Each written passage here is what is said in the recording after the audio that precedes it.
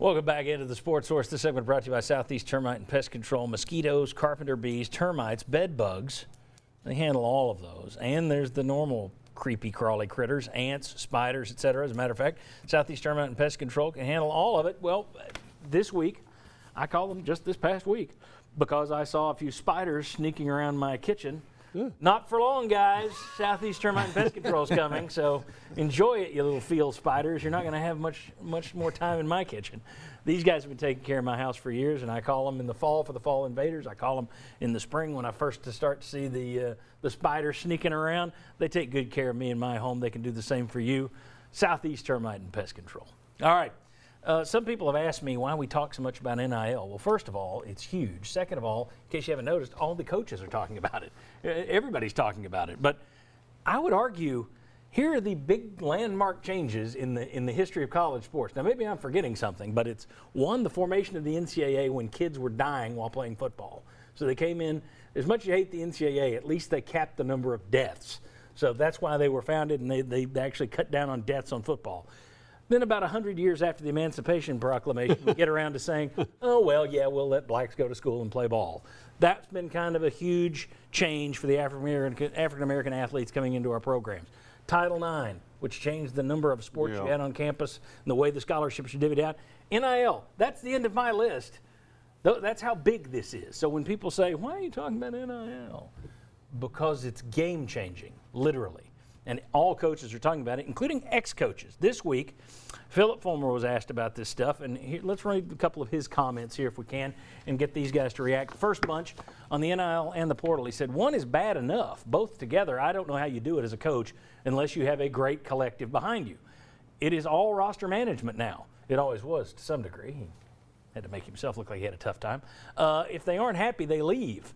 That is not life. Real life is being determined and finding a way, not just jumping from company to company or job to job. It doesn't happen that way. Reactions? Well, it does happen in real life. Average American has 12 jobs in his life. Right. And a lot less control than some of those student athletes.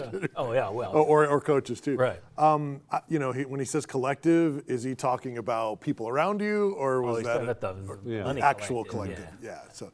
I think, yes, does it seem like a lot because it's so much two gigantic changes at the same time?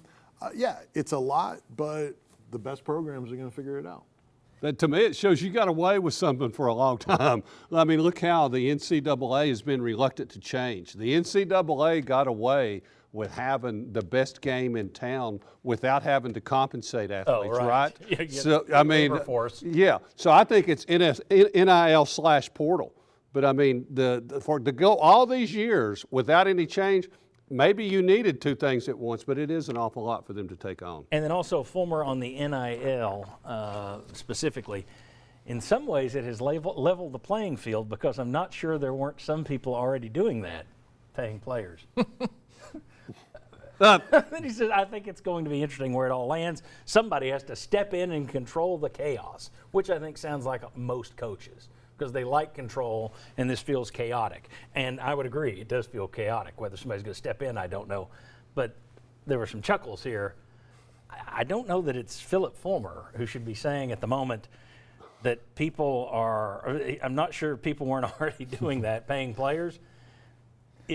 If you're shown the exit because the coach you hired had the biggest cheating Wild West fiasco in school history, may not want to throw stones at the other schools for cheating. I just thought that stood everybody just staring silently at me. Well, I'm such a bad guy. I'm a bad guy. All right. That coach came from Alabama. That's who Coach Fulmer was talking about, Alabama. That's right. All right. Tell you what, when we come back, let's talk about Lane Kiffin. He made a comment this week that I thought was very interesting. We'll chat about how college football is changing, and we'll see if these guys agree with my interpretation of Kiffin's statement. Come on back on the Sports Source.